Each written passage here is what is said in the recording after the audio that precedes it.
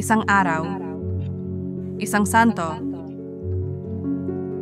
may maligayang pagdating sa channel na nagbibigay pugay sa mga lalaki at babae na nagmarka sa kasaysayan ng simbahan sa buong panahon.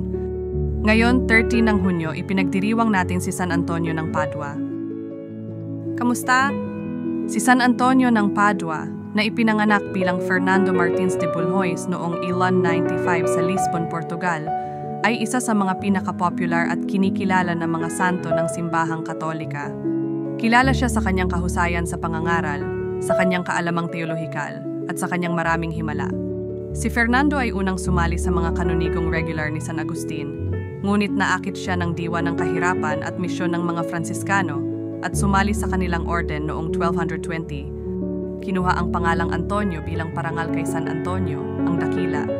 Matapos mag-aral sa Pransya at Italia, siya ay naging kilala sa kanyang masidhing mga sermon at mga kakayahang makapanghikayat.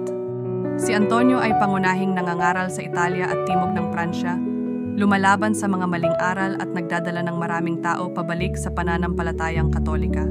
Kilala siya lalo na sa kanyang mga sermon tungkol sa katarungang panlipunan, awa at kawanggawa. Ang kanyang talento sa pangangaral at dedikasyon sa pagtulong sa mga mahihirap at may sakit ay nagbigay sa kanya ng malaking kasikatan. Si San Antonio rin ay kilala sa kanyang maraming himala kahit noong siya'y nabubuhay pa. Madalas siyang tinatawagan upang makahanap ng mga nawawalang bagay, isang tradisyon na nagmula sa isa sa kanyang mga himala kung saan ang isang nobisyado ay nagnakaw ng isang mahalagang aklat ng mga panalangin. Ngunit isinauli ito matapos magpakita si San Antonio.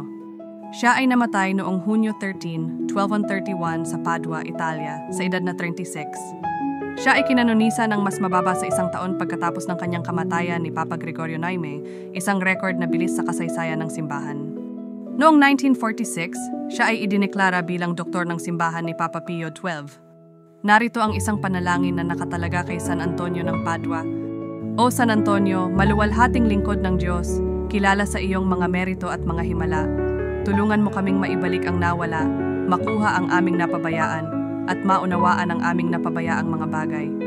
Naway ang iyong proteksyon ay laging sumaatin, at ang iyong pamamagitan ay magbigay sa amin ng mga biyayang kailangan upang mabuhay sa pag-ibig at kawanggawa ng Diyos.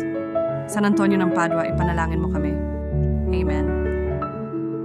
May iba pang mga santo na ipinagdiriwang ngayong araw. Ipakikilala namin sila sa aming mga susunod na video. Maligayang pagdiriwang sa lahat ng ipinanganak ngayong araw.